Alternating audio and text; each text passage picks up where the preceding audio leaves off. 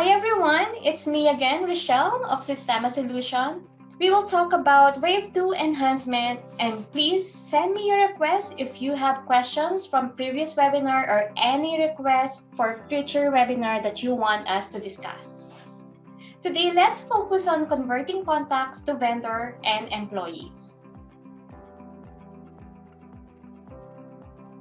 Please don't forget to visit our Sistema Solutions YouTube channel and, of course, our website at www.sistemasolution.ca. Again, previous webinars, we talked about the following list above.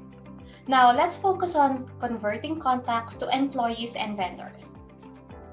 Let's get started. I am using Acronis demo database with Sales Order Processor Role Center. To start, click the search icon. Let's search for contacts. Click Contacts.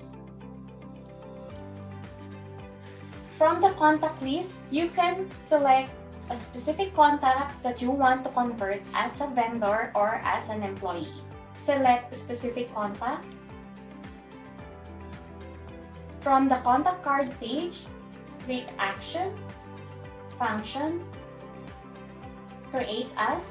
So from here, you will see we have a selection between customer, vendor, bank, and employee. So this is a new function in Business Central to convert your contact as employee. Click Employee. There you go. It says that the employee record has been created. Click OK.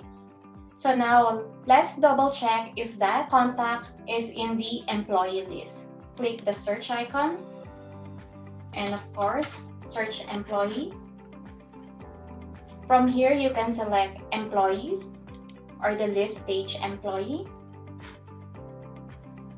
There you go. So from the contact, we converted this employee.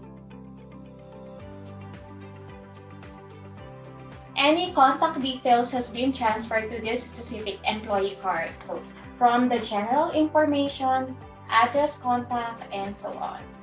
As you can see, even the contact picture has been transferred to the employee card.